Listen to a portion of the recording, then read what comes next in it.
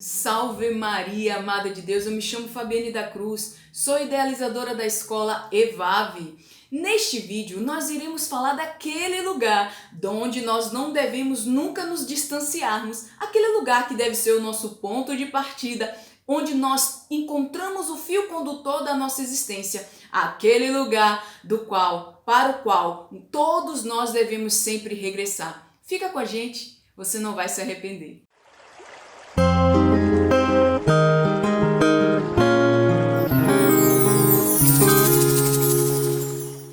Que lugar é esse que nós devemos sempre voltar? Que lugar é esse? O que ou quem está neste lugar que o torna o essencial para mim? Que lugar é esse?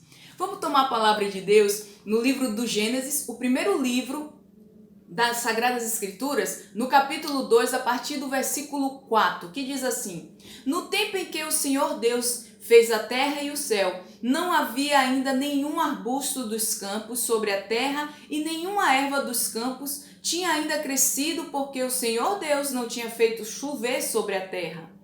E não havia homem para cultivar o solo.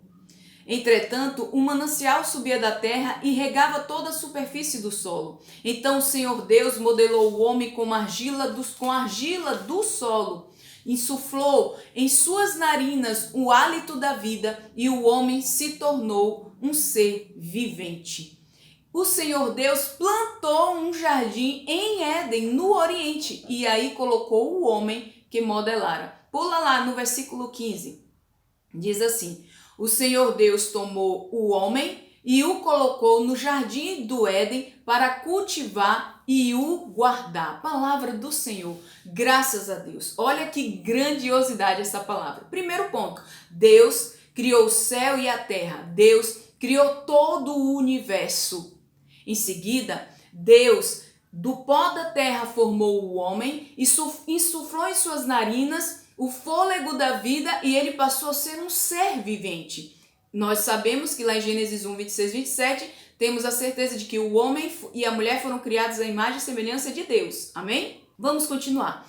Formado o homem, lá no versículo 8 nós vemos que Deus plantou um jardim no Éden, no Oriente. Em Éden, no Oriente. E não só.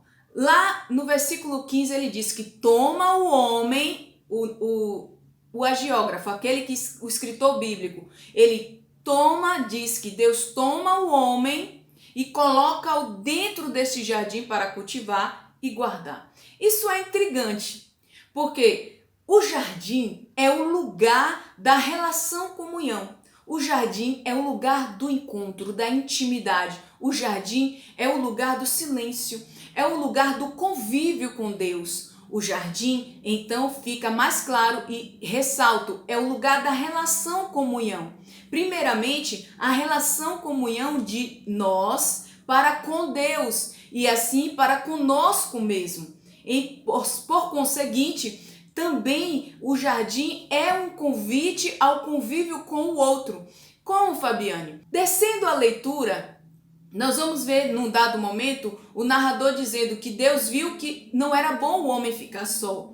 Então fez-lhe um auxiliar à sua altura, que é então a mulher, que retirada da costela de Adão, forma então a mulher. Um auxiliar, uma companheira para ele, porque não era bom que ele ficasse só. Daí vemos também que essa relação comunhão com Deus, comigo mesmo, agora também é a relação comunhão com o outro e assim com toda a criação.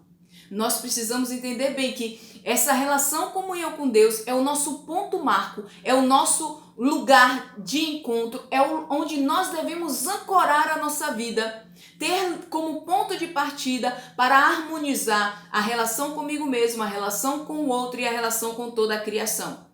Amém? Então nós precisamos trazer isso bem claro para nós. Antes da gente avançar, uma curiosidade bem bela. Olhando o texto pela própria narrativa, o homem é criado pela narrativa fora do jardim. Deus forma o homem do pó da terra, sopra nele o fôlego da vida e ele passa a ser um ser vivente. Planta o jardim, coloca o homem dentro do jardim.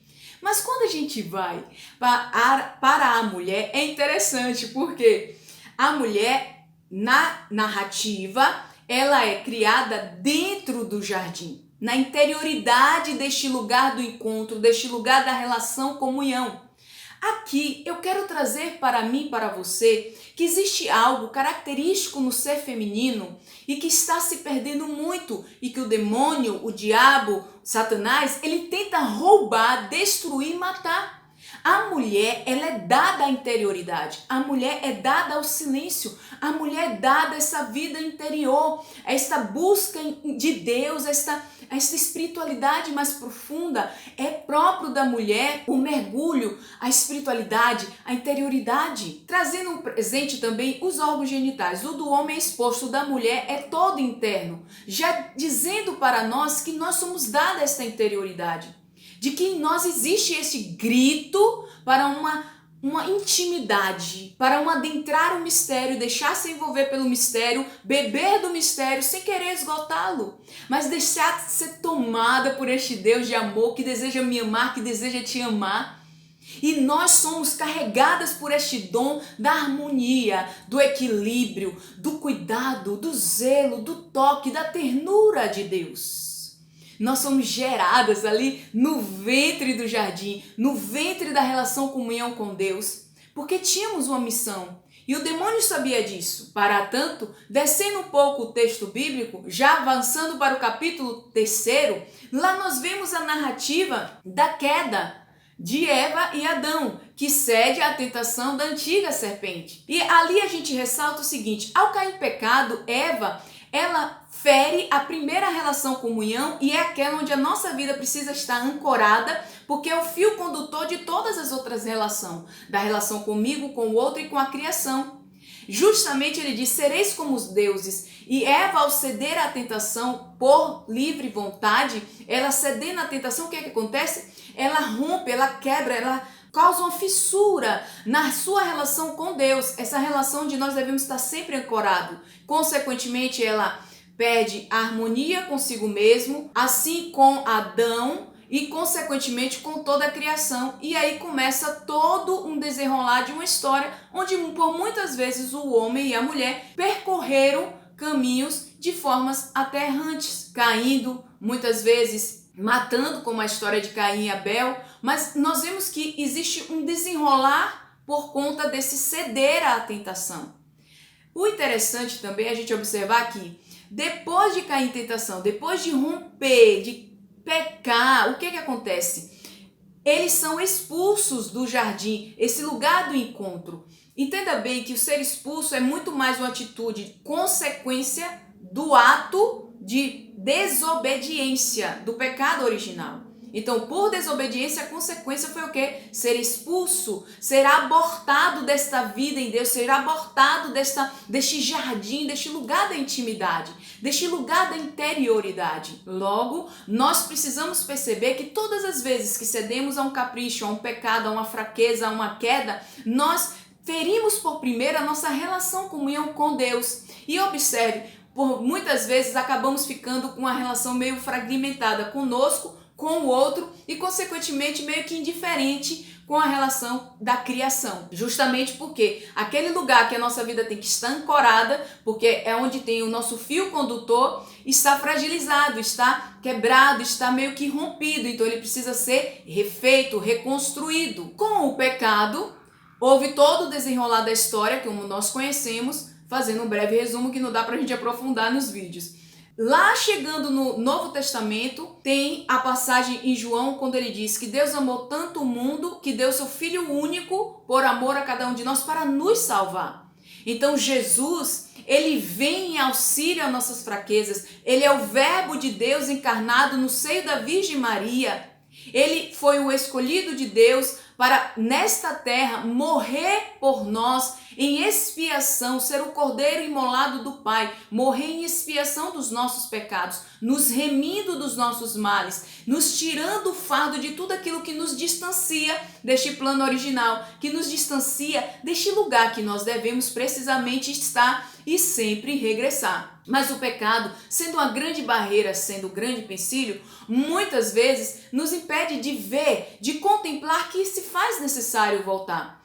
Na redenção, ali quando Jesus dá, na sua paixão, morte e ressurreição por cada um de nós.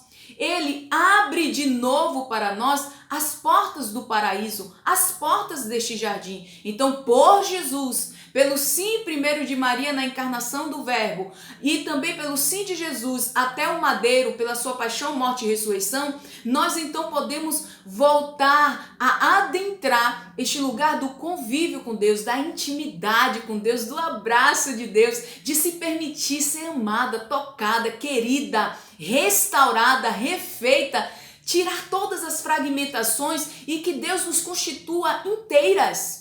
Mas para isso eu preciso agora entender o porquê é sempre necessário regressar. E é bonito dizer que para regressar já temos um caminho. Jesus, ele diz, eu sou o caminho. Também temos uma porta. Jesus, ele diz, eu sou a porta por onde as ovelhas passam, por o aprisco de meu Pai. Eu sou a porta das ovelhas. Ele é a porta minha e sua para adentrarmos de novo este convívio com Deus, convívio na presença de Deus. Ele é a porta, ele é o caminho seguro. Por isso nós devemos entrar no mistério da vida de Jesus, adentrar o mistério da sua paixão, morte e ressurreição, porque ele é caminho para a gente regressar, ele é caminho para a gente voltar ao lugar de onde nós devemos sempre estar. O convívio com Deus, a interioridade, a intimidade de estar com o Senhor. Essa é a nossa riqueza. Então, precisamente, este é o lugar que nós devemos estar e sempre regressar. Qual é, Fabiane? É o jardim, onde está o plano original de Deus para cada uma de nós, é voltar para este jardim, lugar da relação, comunhão com Deus, lugar da relação, comunhão comigo mesmo, lugar da relação, comunhão com o outro e assim com toda a criação. É este jardim que nós somos chamados durante todo o percurso da Escola EVAV a voltar. Por isso tem a imagem do círculo com uma árvore no meio e uma cruz no meio da árvore. Tem um sentido aquilo. Essa figura, quando me foi inspirada, justamente porque remete à questão do jardim, do Éden e do jardim do Calvário. No próximo vídeo eu falarei dos 3 jardins que Deus me inspirou numa moção e vocês vão entender. É belo de Deus compreender que eu e você temos um lugar para regressar. E que lugar é este? O jardim, o lugar do convívio com Deus, o lugar da amizade, do amor de amizade, o lugar da intimidade, o lugar de onde nós nunca devemos sair e nos distanciar. Amém? Amada, tá muito bom, tá bom demais e eu quero te dizer o seguinte, não esquece de curtir, de clicar no like, também compartilhar, também se inscrever no canal, apertar o sininho para ser avisado dos próximos vídeos, assim como seguir as nossas redes sociais e mais, amado, dispara para muitas mulheres que você também tem certeza que precisa ser alvo da missão dessa escola, porque o desejo maior de Deus por meio dessa missão, dessa escola, é salvar almas, é resgatar a identidade de muitas mulheres. E você pode ser canal para alcançar e fazer ela chegar até a este grande jardim que se chama Escola EVAV. Então não deixe de compartilhar, comentar, curtir, seguir, se inscrever e vem com a gente, porque tem muito mais pela frente. Deus te abençoe. Totus tuos, Maria, toda tua Maria.